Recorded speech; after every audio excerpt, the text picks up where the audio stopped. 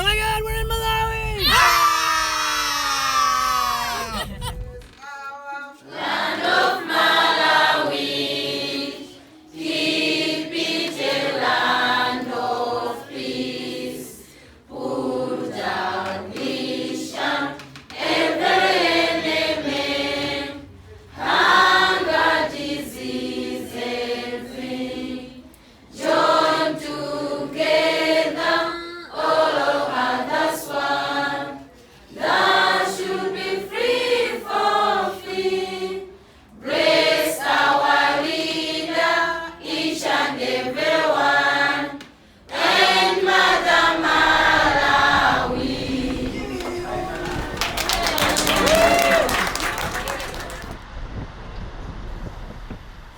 For me, one of the most impactful experiences of the eyeglass clinic was, watching people come in, lines of people, like hundreds of people, just from all places in Malawi to get glasses, because that was the one time of the year when they knew for sure they could get glasses for basically nothing.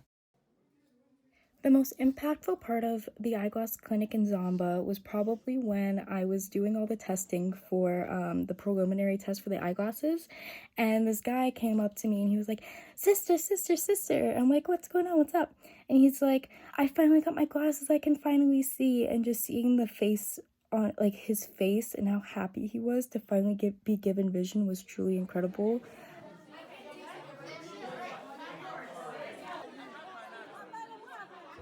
The most impactful part about Zamba and the eyeglass clinic was the fact that people were so desperate to get a pair of glasses, and they waited in line 8 hours, 9 hours to hopefully maybe get a pair of glasses, and that just really hit hard because we definitely take privileges like being able to get glasses for granted. They're very kind and supportive. There's one guy named Ambassador, and it was this 8-year-old kid, and he needed a dome magnifier, so like a piece of glass shaped like a dome that you could slide over the words to read. So we handed it to him, but then a nurse walked us back so we could show him how to use it. And I just remember him opening it up, and I was gliding it along, like R2J paper, reading like some words, and then he was like, doing it, and his eyes lit up and he could see. So that was amazing. I thought that was really cool. There was this grandpa and grandson who I had met when I was taking their vision outside. They'd been waiting in line for hours, and they came inside, and I actually gave them glasses, and I was just so thrilled to see them again, but they were so grateful.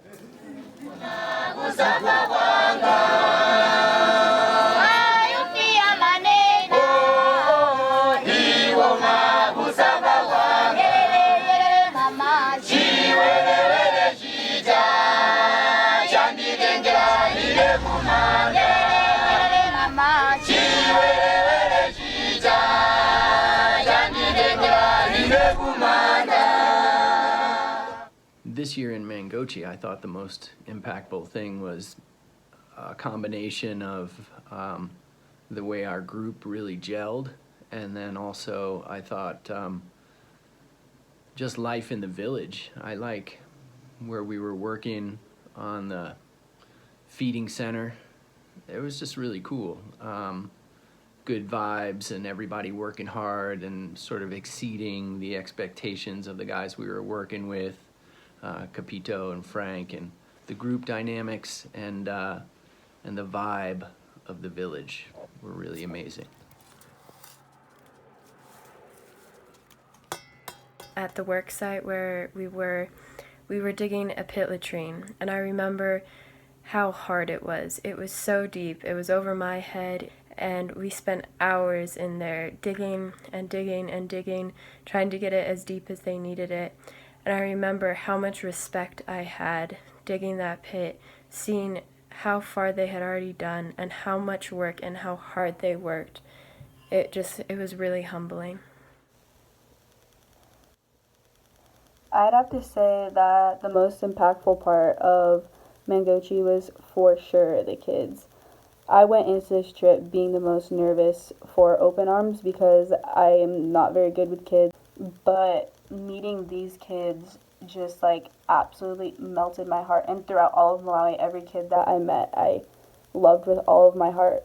But like especially these kids at Open Arms, like they were so happy, they were so curious, they didn't want anything from us except for our love and our attention, and they just wanted to give us their love and attention. On the work side, there were children at the work side too. They wanted to learn new things from us, and they wanted to teach us things that they knew.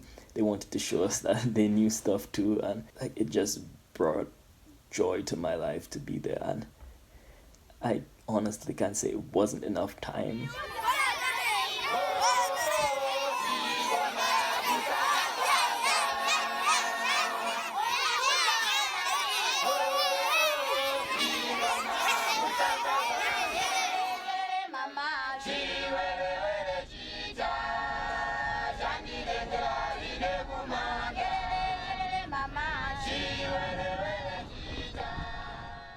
The most impactful part of the village had to be the kids.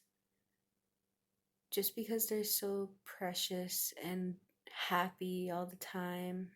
They did this pinky thing. It's like a little hook onto your pinky. And we asked this guy, like, why did they do that? Why did, like, because they kept doing it. And he was like, that's them asking for your friendship, and once you link it, you're friends. And so we were like, bro, that's so cool. Like, as soon as we pulled up in our van, we started chanting and singing, followed us up the hill to the place we were staying at, and as soon as we opened that van door, you just hear like loud cheering, singing from all the kids. That whole thing made me feel like happy, and it was really fun.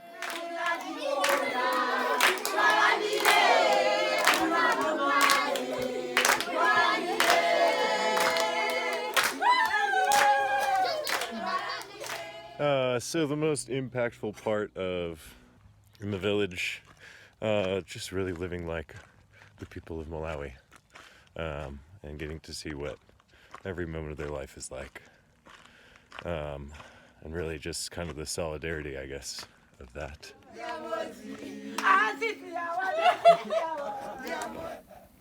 Okay, the most impactful part of Namalo Village for me was just being with all the women every day that we were staying with, Gloria and Maggie and all the women of the birthing center, all the chief's daughters and granddaughters, and just, making food and cleaning up was amazing. Really great to be part of that community just for a little bit. Being in Namalo, the most impactful part was definitely how happy people were, and that it was constant singing and dancing, and no matter what their scenario is and the fact that they don't have much, it's all about being happy and dancing and singing, and it was definitely amazing to see how little they have, yet they're so happy, and that just proves that we don't need a lot in life to be happy.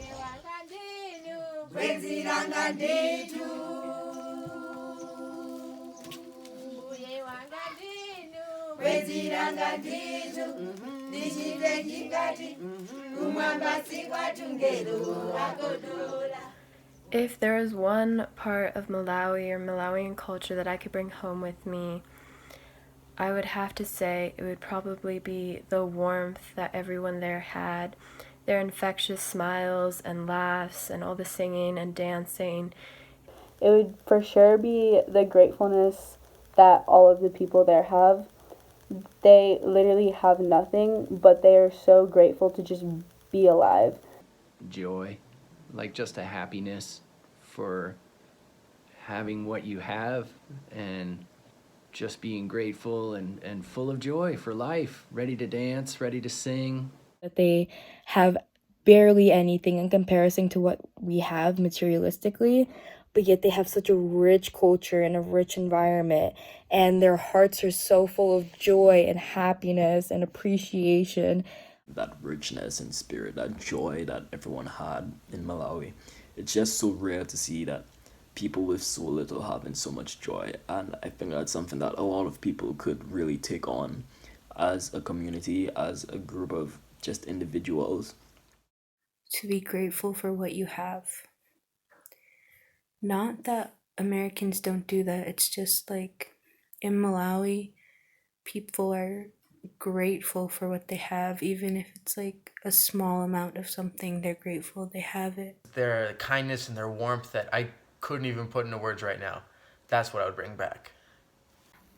You know, a peacefulness and just going through your day with joy and happiness. And I feel like a lot of us are going to say that, but it's really huge, right? It's like these people, you know, don't have as much as we have in the United States, but to me seem infinitely happier than most people. And a contentedness with to do, you know, to make the best of life with what you've got.